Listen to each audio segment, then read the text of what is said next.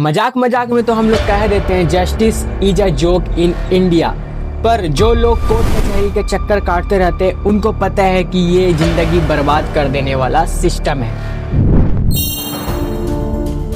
बिना मतलब का फर्जी केस, और केस हो भी जाता है, और इस केस को अभी 8 साल हो गए हैं और अभी तक कोई रिजल्ट नहीं। ये कैसा सिस्टम है भाई?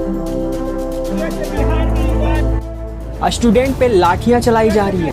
हम भरोसा करते हैं कि कहीं इंसाफ नहीं मिला तो सुप्रीम कोर्ट है, लेकिन क्या सच में सुप्रीम कोर्ट सही फैसला करती है? बच्चों के खिलाफ कोई सबूत नहीं है, वो निर्दोष है, और फिर भी सुप्रीम कोर्ट, हाई कोर्ट सब जगह से भर्ती रद्द होगी। आपने देखा कैसे सोनम वांगचुक को एक फेक केस में फंसाया गया। 170 दिन वो जेल में रहे बिना कोई क्राइम के। अभी आपने रिसेंटली देखा कि कैसे पावर का सिस्टम का यूज करके बीजेपी बंगाल में जीती। ममता बनर्जी का तो यही कहना है, Through election commission can defeat us, but morally I am telling you that we won the election. तो मेरा सवाल ये है कि ये रूल्स और पुलिस क्यों है जब न्याय नहीं मिल सकता? क्या फायदा इनका? सालों तक वक्त बर्बाद होता है। अभी आप एक एक्सटेंट देखो, 40 साल तक एक इंसान एक तरीके से जेल में रहा। जागेश्वर प्रसाद अवधिया 100 रुपये के घूस का इल्जाम लगा, 20 साल ट्रायल चला, 20 साल अपील में निकल गए। 2025 में कोर्ट कहता है इनके खिलाफ कोई ठोस सबूत नहीं है तो इन्हें माफ कर दिया जाता है। सुप्रीम कोर्ट बनता है जस्टिस डिलेड जस्टिस डिनाइड। देर से न्याय न्याय नहीं है ये। हमारे दोस्त यार भी जो थे वो हमको बोलते थे तुम्हारे पापा ने पैसा खाया है, हमसे दूर रहो। चैन गया, टाइम गया, रिस्पेक्ट गया, सिर्फ 100 रुपये के लिए। अगर आप एक गरीब हो तो ये दुनिया, खासकर भारत, आपके लिए एक जहन्नुम है। यहाँ इंसाफ नहीं, तारीख पे तारीख मिलता है। आज इसी कड़वे सच को हम गहराई से समझेंगे कि कैसे सिस्टम फेल है, कैसे एक गरीब को इंसाफ नहीं मिल पाता है, कैसे वो डर डर के जीता है। लेकिन ये सब का सलूशन एक ही है, सिस्टम से हार गए मैनवादी।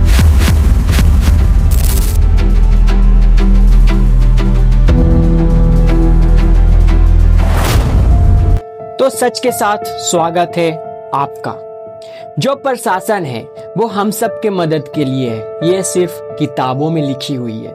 सच तो ये है कि प्रशासन हमेशा अमीर का साथ देती है, और पुलिस और रूल्स बनाए हैं इसलिए गए ताकि गरीबों को कंट्रोल किया जा सके। पैसे वाले कानून को अपनी जेब में रखते हैं। हमने जज को खरीद लिया था। आप मूवीज और ड्रामा में देखते हो कि कैसे पुलिस अमीरों के इशारे पे नाचती है। खैर ये मूवी की बात छोड़ो, मैं आपको रियल लाइफ स्टोरी बताता हूँ। एक इंसान होता है लोअर मिडिल क्लास, नॉर्मल सा काम करता है घर बनाने का। एक बार की बात है, वो एक घर बना रहा था, तो वहाँ पे एक मसला हो जाता है, और पड़ोसी और घर का जो मालिक होता है वो आपस में झगड़ा करते हैं और पुलिस केस हो जाता। खैर ये पड़ोसी और घर के मालिक का मसला था, ये तो समझ आता है, लेकिन पड़ोसी घर बनाने वाले पे भी केस कर देता है। इसका कोई सेंस है? बिना मतलब का फर्जी केस, और केस हो भी जाता है, और इस केस को अभी 8 साल हो गए और अभी तक कोई रिजल्ट नहीं। ये कैसा सिस्टम है भाई? एक गरीब इंसान यहीं पे हार जाता है कि टाइम इतना लंबा चला जाता है और फिर भी इंसाफ नहीं मिलता है। ऐसे हजारों एग्जाम्पल हैं, आप लोग भी जानते होंगे, आसपास के एरिया में देखते ही होंगे। एक स्टोरी आप और देखो, वही मिस्त्री एरिया के अमीर आदमी के यहाँ काम करता है। वहाँ पे कॉन्ट्रैक्ट के हिसाब से सारे काम कंप्लीट हो जाते हैं, लेकिन वहाँ पे अमीर आदमी बोलता है कि आप फ्री का टॉयलेट बनाओ, तो वहाँ पे मिस्त्री मना कर देता है। तो जो एरिया का अमीर आदमी है वो 16 के पैसे रख लेता है। आप सोचो ये जो स्टोरी है वो 10 साल पुरानी है, तो 10 साल पहले एक गरीब इंसान के लिए 16,000 की क्या वैल्यू होगी। और ऐसे ना वो हजारों स्टोरी है। जो बहुत जगह पे 10,000, 5,000, 8,000 ऐसे ऐसे रख लिए गए। अब आप सोचोगे इतना कुछ होने पे पुलिस को कंप्लेन क्यों नहीं किया। अब यहाँ पे भी मिस्त्री इसलिए डरता है क्योंकि सामने वाला एरिया का अमीर इंसान था। तो मिस्त्री सोचता है क्या कंप्लेंट करूँ, वो पुलिस को टेन के घूस दे देगा और उल्टा हम पे केस कर देगा, तो क्यों ये सब झमेला मोल लूँ। तो यही इंडिया का हर गरीब इंसान सोचता है और पुलिस के पास जाने से डरता है। तो आपने देखा कैसे एक गरीब कंट्रोल हो गया, एक अमीर के सामने चाह के भी कुछ ना कर सका, ऑटोमेटिकली कंट्रोल। तो मेरा सवाल यह है कि ये रूल्स और पुलिस क्यों है जब गरीबों को न्याय नहीं मिल सकता, क्या फ़ायदा इनका। ये तो सिर्फ अमीरों के लिए काम करते हैं और मैं कोई एलिगेशन नहीं लगा रहा हूँ, जो देखता हूँ वही बता रहा हूँ, आप भी देखते होंगे।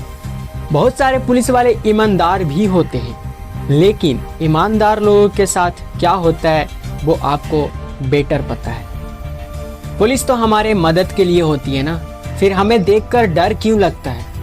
हमें तो खुश होना चाहिए देखकर कि वाह पुलिस है, हमारे मदद के लिए है। ये पुलिस तो पैसों से खरीदे जा सकते हैं अमीरों के द्वारा इंडिया में, और गरीबों के पास तो पैसे होते ही नहीं, इसलिए उनको इंसाफ नहीं मिल पाता है। और अगर किसी तरह पुलिस के डिमांड पे गरीब इंसान पैसे अरेंज भी कर ले तो अमीर इंसान उल्टा घूस देने के इल्ज़ाम में फंसा देते हैं। मतलब हर तरफ से जुल्म सिर्फ गरीब को ही सहना पड़ता है। रूल्स तो बहुत है, पुलिस ये नहीं कर सकती, वो नहीं कर सकती, बट पुलिस तो रूल्स फॉलो ही नहीं करती है। आए दिन देखते होंगे कि पुलिस को ये अलाउड नहीं होता, फिर भी पुलिस ये कर देती है। और रूल्स कौन याद दिलाए उन्हें। ज़्यादातर गरीब लोग तो रूल्स जानते ही नहीं हैं, और जो जानते भी हैं वो डर से चुप रहते हैं ताकि उनको कोई प्रॉब्लम ना हो। इसलिए इंडिया में एजुकेशन बहुत ज़्यादा ज़रूरी है और सरकार इस चीज़ पे कभी ध्यान नहीं देने वाली है, क्योंकि आप अनपढ़ रहोगे, ब्लाइंडली ट्रस्ट करोगे, तभी तो नेताओं को फ़ायदा होगा। अभी देखो आप, हमारे पास प्रोटेस्ट करने का राइट है। अभी रिसेंटली पटना में एक प्रोटेस्ट हुआ, स्टूडेंट पे लाठियां चलाई जा रही है, और जो ये सब प्रोटेस्ट होती है इनमें कुछ लोगों को पुलिस उठा ले जाती है और इनको बहुत ज़्यादा प्रॉब्लम होती है। सोशल मीडिया पे तो लोग सिर्फ क्राउड को देखते हैं, बट जो उठाए गए हैं उनका क्या, उनकी फैमिली का क्या। जब नेक्स्ट टाइम ऐसा कुछ होगा प्रोटेस्ट, आवाज़ उठाने की बात, तो उनकी फैमिली डरेगी ना ये सब करने से। तो यहीं पे आवाज़ दब जाती है एक सिस्टम के थ्रू। आप जिधर भी नज़र उठा करके देखो, हर तरफ गरीब ही मर रहे हैं। जॉब कौन मांग रहा है? गरीब इंसान। महंगाई किसे एहसास हो रही है? गरीब इंसान। इनसिक्योर किसकी बेटियां हैं? गरीब इंसान। हिंदू मुस्लिम के झगड़े में कौन मरता है? गरीब इंसान। अच्छी एजुकेशन किसे नहीं मिल रही है? गरीब इंसान। अमीरों का क्या है? वो तो बैग पैक करेंगे और दुबई निकल जाएंगे। मर तो गरीब रहे हैं ना, क्योंकि उनके पास तो इतने पैसे भी नहीं है कि वो इंडिया से बाहर जा सके। तो इंडिया में कुछ भी हो, फेस तो करना पड़ेगा, चाहे हंस के करो या रो के करो।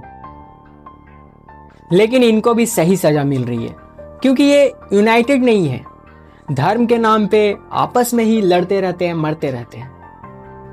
एक बात आप समझो, अगर हम धर्म के नाम पे लड़ते रहेंगे तो ऐसे ही सिस्टम के थ्रू मरते रहेंगे, जिंदगी बर्बाद ही रहेगी। क्योंकि एक बात समझो, एजुकेटेड और अमीर लोग कभी भी धर्म के नाम पे नहीं लड़ते, वो अपना मतलब देखते हैं, अपना फायदा देखते हैं।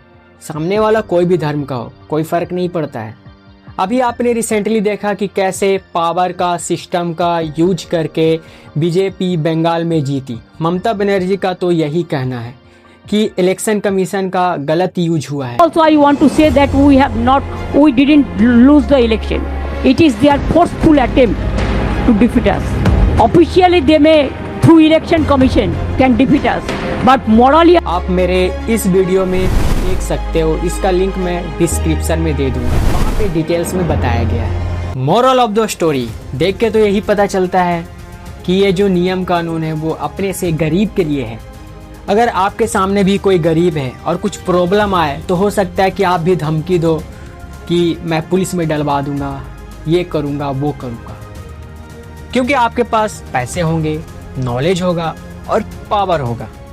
और ये जो रूल्स है वो सिर्फ गरीबों के खिलाफ ही नहीं बल्कि महान वैज्ञानिक के ऊपर भी होता है। अगर वो वैज्ञानिक सरकार के खिलाफ हो, गलत के खिलाफ हो। आपने देखा कैसे सोनम वांगचुक को एक फेक केस में फंसाया गया। 170 दिन वो जेल में रहे बिना कोई क्राइम के। आखिर क्यों? इसका जिम्मेदार कौन है? कोई कुछ नहीं बोलता। इसलिए इंडिया में रूल्स का, पावर का, सिस्टम का गलत यूज होता है। और कोई कुछ इसलिए भी नहीं बोलता क्योंकि सब किसी ना किसी के अंधभक्त बने बैठे। कोई नेताओं के अंधभक्त है, तो कोई एक्टर के अंधभक्त है, तो कोई इन्फ्लुएंसर के अंधभक्त है। आप मेरे इस वीडियो में जाकर के देख सकते हो, मैंने डिटेल्स में बताया कि कैसे कैसे अंधभक्त होते हैं। और कुछ लोग अपनी ज़िंदगी में मस्त हैं, कुछ लोग तैयारियां कर रहे हैं, कुछ लोग IPL देख रहे हैं। तो गलत के खिलाफ कौन ही बोलेगा। हम भरोसा करते हैं कि कहीं इंसाफ नहीं मिला तो सुप्रीम कोर्ट है, लेकिन क्या सच में सुप्रीम कोर्ट सही फैसला करती है? इसका सबूत तो यह है कि अभी रिसेंटली वेस्ट बंगाल में इलेक्शन हुआ और 91 लाख लोगों के वोटर लिस्ट में से नाम हटाए गए।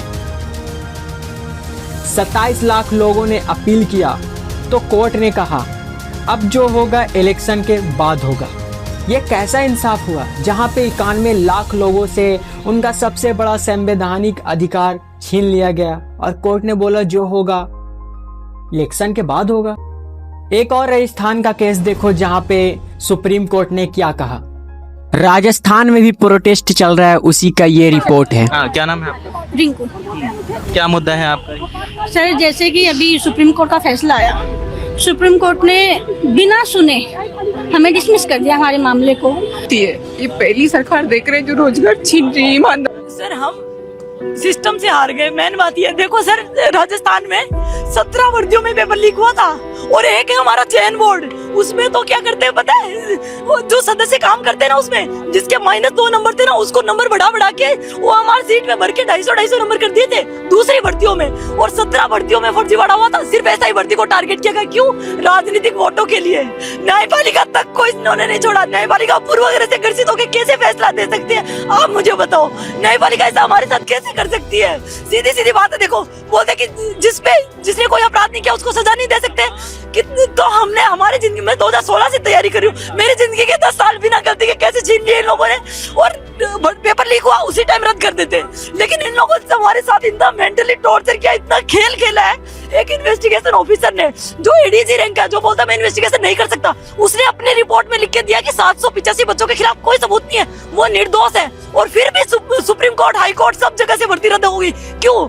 गलती किसकी? इन्वेस्टिगेशन एजेंसी की। RPSC ने पेपर लीक किए, उनकी गलती। अगर पेपर लीक हो गया तो तुरंत रद्द कर दे। ट्रेनिंग क्यों दी हमें? इतनी खतरनाक ट्रेनिंग थी।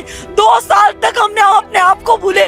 सुबह 4 बजे से लेके रात तक हम ये ट्रेनिंग करते थे 1 साल से। जब देश की सबसे बड़ी न्यायपालिका ऐसा इंसाफ करे तो सवाल तो उठेंगे ही। मैं यहाँ पे कोई एलिगेशन नहीं लगा रहा हूँ, जो न्यूज है वो आपके सामने है। मैं इज्जत करता हूँ सुप्रीम कोर्ट की, बट जो बंगाल में हुआ और जो चल रहा है राजस्थान में, ये सब का इंसाफ कौन करेगा? तो रियल लाइफ में इंसाफ मिलने में 10 से 20 साल लग जाती है। मूवीज में तो आप देखते हो 2 घंटे में इंसाफ मिल गया, खत्म। बट रियल लाइफ में ऐसा नहीं होता। इंडिया का जस्टिस सिस्टम ही ऐसा है। अमीरों के सामने गरीब इसलिए भी हार जाते हैं क्योंकि एक गरीब का साथ दूसरा गरीब भी नहीं देता है। अगर आपके पास पैसा है, पावर है तो आपका साथ सब देंगे, लेकिन अगर आप गरीब हो तो आप अकेले हो। आप जियो या मरो, किसी को कोई फर्क नहीं पड़ता है। आपकी समाज में कोई इज्जत नहीं है अगर आपके पास पैसा नहीं है, पावर नहीं है। तो आजकल की रियलिटी यही है, आप अच्छे से जानते हो। लेकिन ये सब का सलूशन एक ही है कि हम सब साथ रहें, धर्म के नाम पे झगड़ा ना करें, एक दूसरे की मदद करें, इंसानियत को जिंदा रखें। इंसानियत से बड़ा कोई धर्म नहीं है। धर्म बनाया ही गया है जिंदगी को अच्छे से जीने के लिए, धर्म झगड़ा करने के लिए नहीं बनाया गया है। तो हम धर्म के नाम पे ना झगड़े, मिलजुल कर रहें। आप ये 2 वीडियो देख सकते हो, इसमें मैंने डिटेल्स में सारा कुछ एक्सप्लेन किया है। मिलते हैं नेक्स्ट वीडियो में, धन्यवाद। गरीबों की सबसे बड़ी प्रॉब्लम पैसों की कमी नहीं होती है, उसकी सबसे बड़ी प्रॉब्लम ये होती है कि उसके लिए लड़ने वाला कोई नहीं होता।